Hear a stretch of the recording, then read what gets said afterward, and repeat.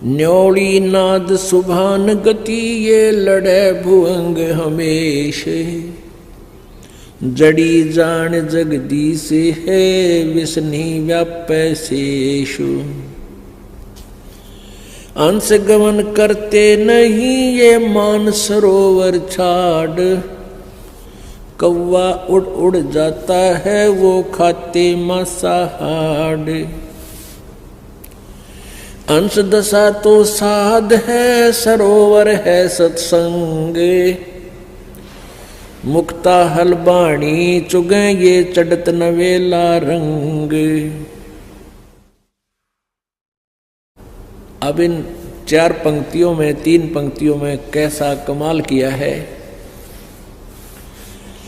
न्योली नाद सुभान गति लड़े भुजंग हमेशे। जड़ी जान जगदीश है विष्णा व्यापै शेष। अब क्या बताते हैं गरीबदास साहिब जी अपनी अमृतवाणी में कि जैसे नेवला एक जानवर होता है, वो 9 इंच का उसे गिलहरी आपने देखी हो, गिलहरी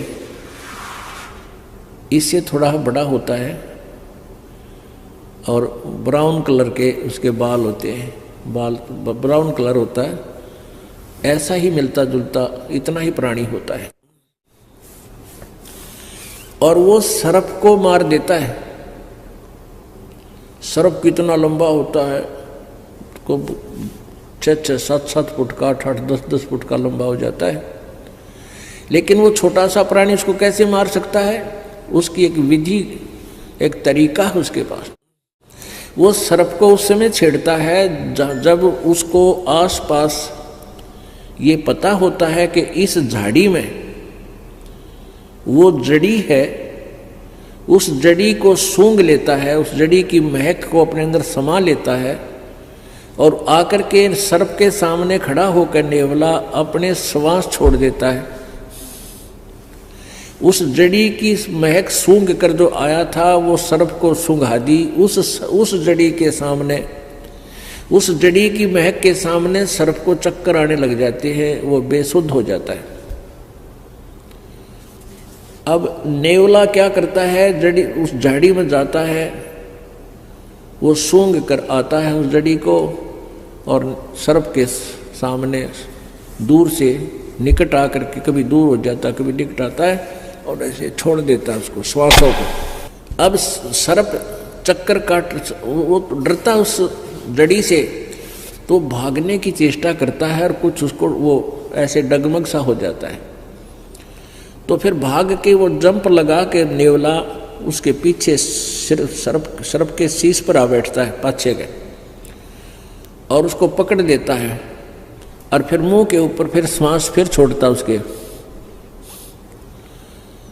और वो कति बेसुध हो जाता है। तो सर्प को पकड़ के मार डालता है, नोच डालता है, खत्म कर देता है मुंडी से, मुख से, फन से खत्म कर, फिर मर जाता है। तो यहां क्या बताते हैं कि ये काल तो समझ ले अजगर है और आप नेवला हो। इस काल को आपने कैसे जीतना है उसकी विधि है। कबीर परमेश्वर पूर्ण ब्रह्म की साधना, उस जगदीश की साधना वो जड़ी है और उस सच्ची साधना सतनाम के आगे कहते हैं शेष नाग भी हो। यानी यहाँ के जो छोटे मोटे काल के व्यवस्थक अनुचर, ये देवता भैरव भूत आदि, इनका तो कहना है कि है अगर इस नाम के सामने वो काल भी आ जाएगा तो भी उसकी नहीं बसावेगी तुम्हारे सच्चे नाम के सामने, मर्यादा से भक्ति करने वाले की। न्योल नाद सुभान गति ये लड़े भुअंग हमेश। जड़ी जान जगदीश है विष्णा व्यापै शेष।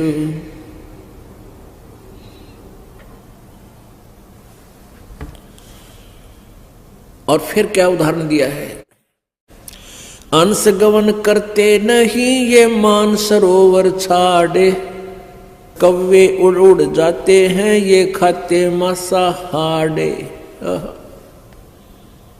अंश दशा तो साध है, सरोवर है सत्संग, मुक्ता हलबाणी चुगे फिर चढ़े नवेला रंग। हंस जो होते हैं, संत मते में हंस किसे कहते हैं? हंस वो भक्त है जिसने दूध और पानी छान लिया, यानी सत्य असत्य का जिसने निर्णय कर लिया। बीड़ी शराब मांस तंबाकू चोरी ठगी जारी बकवादों से परहेज कर लिया। एक हंस पक्षी होता है, आपने बुगला बहुत देखे होंगे, बुगले जो तालाबों के आसपास रहते हैं और वहाँ मछलियाँ खाते हैं, मछली उनने कुछ भी पा जा, घुग्गे पा जा, वो कीड़े मोकड़े वारन जैसे शंख जैसे उसके अंदर मांस सा होता जीव, उसको खा जा। कौवे भी ऐसे खाते हैं, कौवे भी मांस खाते हैं, को मछली ठहगी उसने छोड़े नहीं है, ऐसे कीड़े मकोड़े खाते हैं। तो कहने का भाव ये है कि जो हंस होता है, हंस पक्षी, वो उस मान सरोवर को जहाँ पर मोती होती हैं वो मोती खाता है, और बुगले जैसा होता है, अन्य पक्षियों जैसा ही प्राणी है, लेकिन वो मच्छी नहीं खाता, घोगे नहीं खाता, कीड़े मकोड़े नहीं खाता, वह केवल मोती खाता है। और एक गुण है उस हंस पक्षी के अंदर, वो अगर आप उसने 1 गिलास दूध में 1 गिलास पानी डाल दो और वो दूध पी लेगा, पानी उसी पात्र में शेष छोड़ देता है। मालिक ने ऐसी कृपा, ऐसी कोई उसके अंदर गुण दिया है कि दूध और पानी को अलग कर लेता है, जल को छोड़ देता है, दूध को पी जाता है। तो पुण्यात्मा हंस उसी को कहा है जो कोई बुराई नहीं करते, चोरी ठगी नहीं करते, चोरी जारी नहीं करते, किसी की आत्मा नहीं दुखाते, बीड़ी शराब मांस तंबाकू नहीं प्रयोग करते हैं। और भाई जिन्होंने दूध और पानी छान लिया कि किस भगवान की भक्ति से कितना लाभ है, और यहाँ काल के लोक में हम कितने दुखी हैं। हम स्वर्ग महास्वर्ग में भी चले गए तो भी मृत्यु होगी, जन्म मृत्यु का रोग नहीं कट सकता। तो उनको हंस कहते हैं। कहते हंस गवन करते नहीं मान सरोवर छाड़े, और कौवे उड़ उड़ जाते हैं वो खावे मांसाहारे। हंस दशा तो साध है और सरोवर है सत्संगे, मुक्ता हलबाणी चुगे फिर चढ़े नवेला रंगे। जो हंस होते हैं, अच्छी आत्मा होती है, वो सत्संग छोड़कर नहीं जाते। ये सत्संग तो समझो एक तालाब है, सरोवर है, और आप जी हंस हैं, साध सोए जो सीधा चले, सब बुराइयों को छोड़ दे, भगवान की भक्ति करे, परमात्मा में ध्यान रखे, वो साध होता है। परमात्मा बार बार कहते हैं, कहे कबीर सुनो भाई साधो, यानी हम तो साधु समझा करते हुए डले ढोवे, कान पड़वा रहे, दाढ़ी बढ़वा रहे, जंगल में धक्के खावे, वो साध नहीं। साध तो वे जो सही भक्ति करे, सत्य भक्ति करे, बुराइयां तो बचकर है, वही मनुष्य साध है। तो क्या कहते हैं, हंस दशा तो साध है। आप जी तो हंस हैं, और सरोवर है सत्संग, और यहाँ ये परमात्मा के मोक्ष मार्ग रूपी मोती आप चुग रहे हो, ग्रहण कर रहे हो, और चढ़े नवेला रंग। जितना ज्ञान सुनोगे उतनी आस्था मालिक में और उमंग बढ़ेगी। चाहे सारा संसार एक तरफ और भक्त एक तरफ, आप फिर इस ज्ञान से दूर, इस सत्संग को छोड़कर, इस दास को छोड़कर आप कहीं नहीं जा सकते। और जो यहां से छोड़कर जाते हैं उनके बारे में कहा है वो तो कव्वे उड़ उड़ जाते हैं, जो खाते मांसाहार, जिन पर बुराई नहीं छूटती, लालच लोभ नहीं छूटता, वो जाया करें। वो कव्वे हैं, वो हंस नहीं बने। हंस गवन करते नहीं मान सरोवर छाड़े।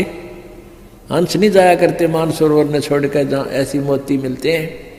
ये कौवे उड़ उड़ जाते हैं, वो खाते मांसाहार। हंस दशा तो संत साध है, ये सरोवर है सत्संगे। मुक्ता हलबाणी चुगे फिर चढ़े नवेला रंगे। आगे क्या बताया अमृतवाणी में?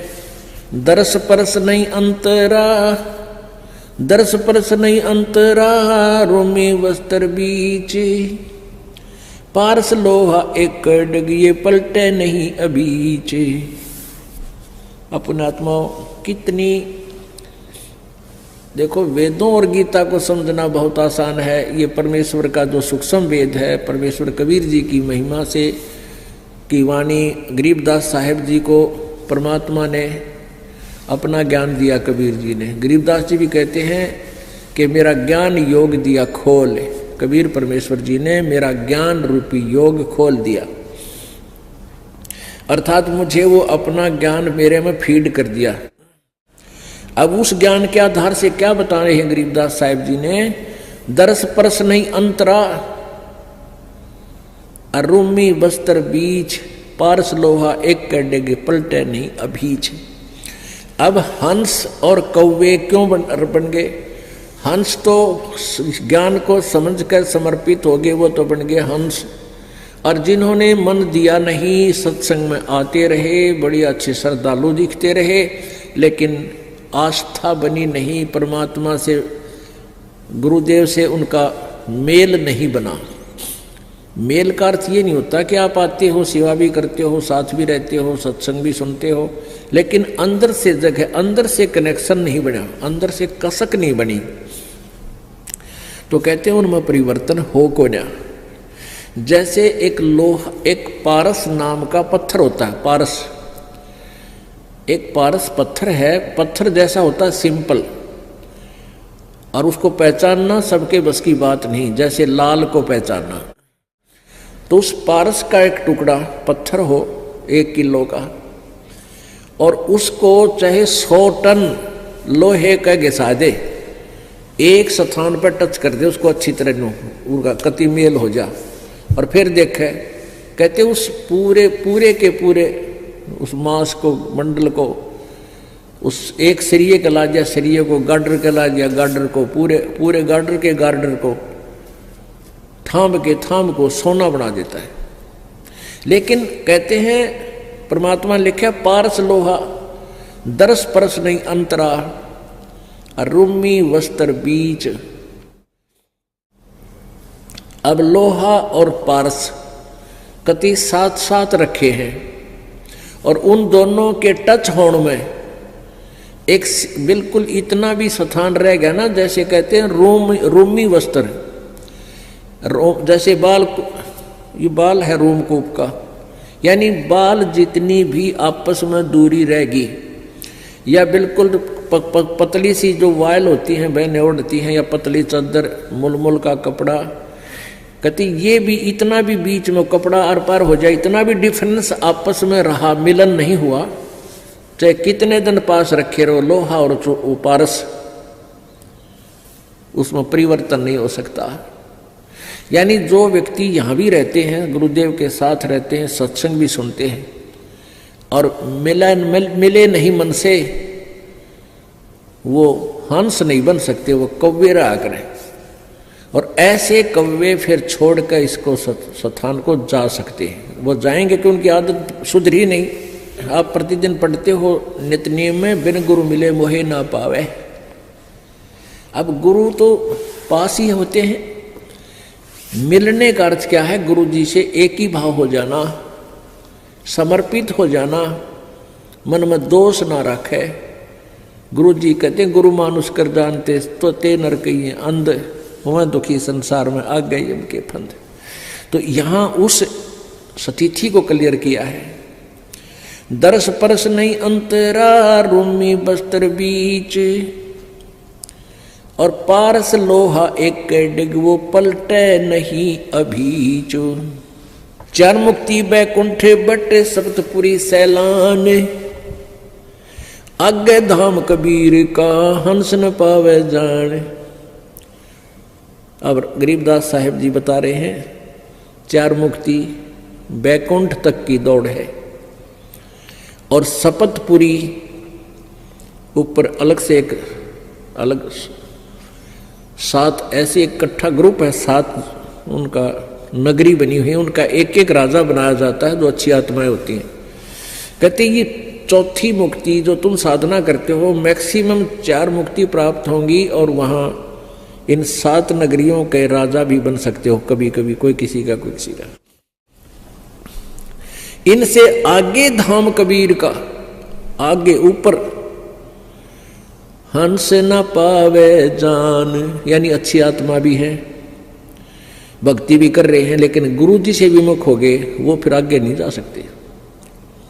कहते इन बातें क्या पाइए कर सतगुरु नजर निहाल, यानी गुरु जी की आवश्यकता, गुरु जी का सहयोग, गुरु जी को के चरण शरण में आस्था, इनका जो है ना आखिरी श्वास तक तुम्हें सहयोग की आवश्यकता पड़ेगी।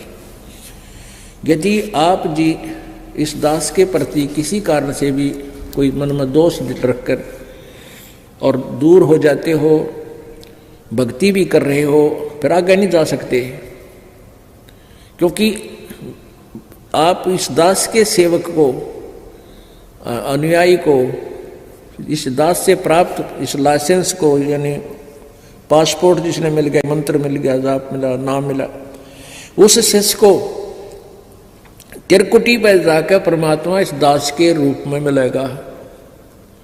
और आप जी हैं जैसे आपका अंतःकरण मिला हुआ इस दास से, जब भी दास बाहर आता है तो आपकी आंखें एकटक लग जाती हैं, कहाँ है गुरु जी, कहाँ से खड़े हैं, तो वो ही दशा होगी वहाँ पर।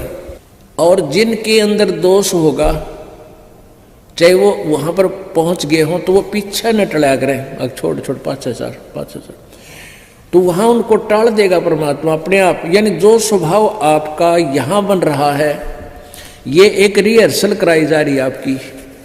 दास तो एक आप जैसा ही है, आपका ही भाई बहन बच्चा, आपका गुरु ला लो, लेकिन इस दास को आपने परमात्मा समझ के अपना भाव बनाना है उस मालिक के चरणों में पहुंचने के लिए। ये एक इक्वेशन है, ये एक फार्मूला है परमात्मा के पाने का।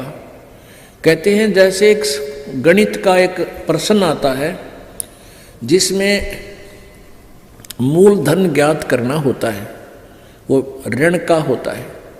तो मूलधन ज्ञात करने के लिए उसमें क्या मानना पड़ता है? मान लीजिए मूलधन 100 रुपये।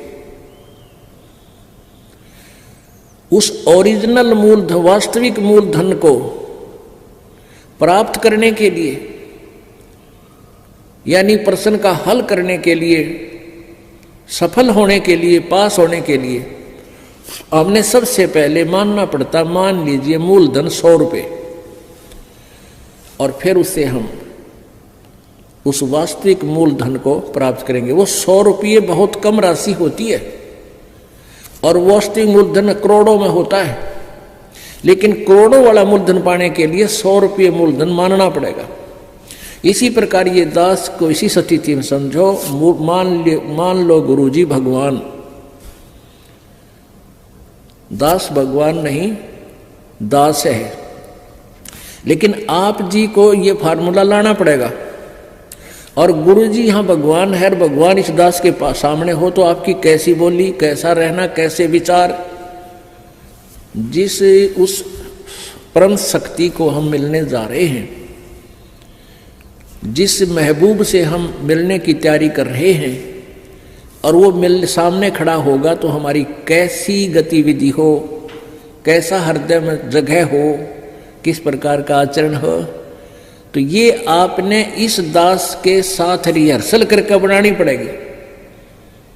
यहां कोई भी है, इस दास को आप आओगे, आते हो, मिलते हो, तो ये सोचे कि हम भगवान से मिलने चले हैं, क्योंकि वहां त्रिकुटी पर आप जाओगे, इस दास के रूप में मालिक बैठे मिलेंगे और आपके मन में, क्योंकि वहां तो किसी कहने की जरूरत को नहीं, आपके अंतःकरण की अलग से अब आपके माथे पर बोर्ड लग जाएगा कि इसमें कितना दोष है, इसमें कितना दोष है, रिजेक्ट हो जाओगे वापस।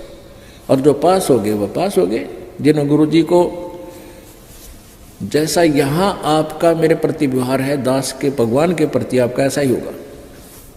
तो यहां क्या बता रहे हैं, चार मुक्ति बैकुंठ बट सप्तपुरी सैलान, आगे धाम कबीर का हंस न पावे जान।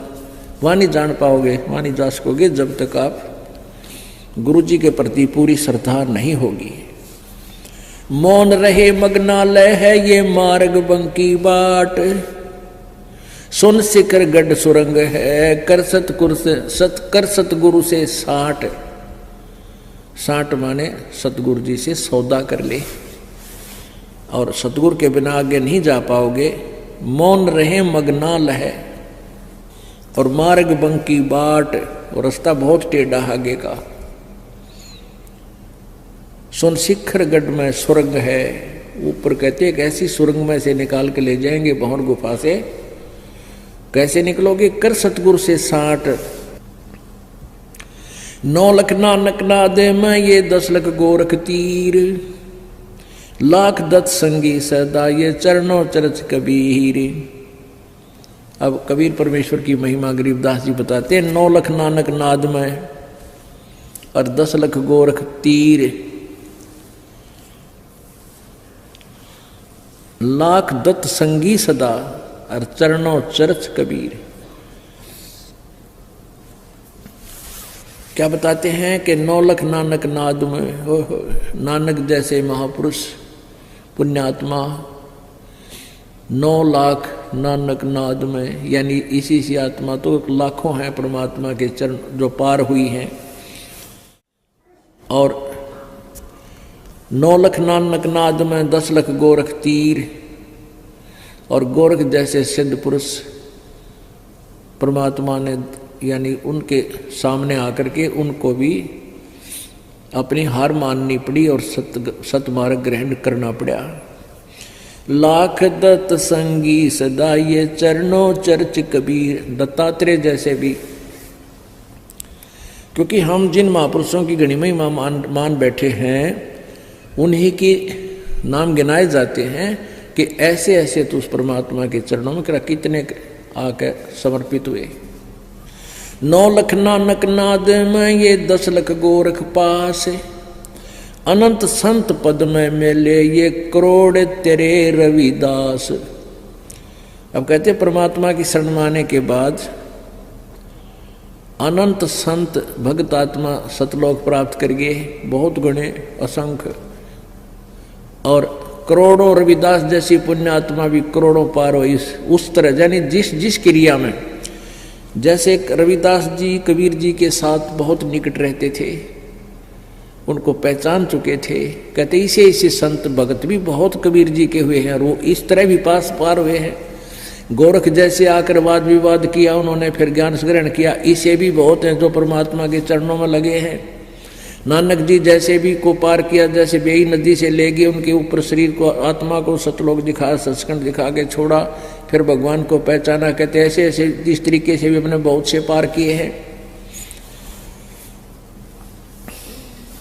रामानंद से लक्ष गुरु ये तारे सिसके भाई, और चेलों की गिनती नहीं जो पद में रहे समाये।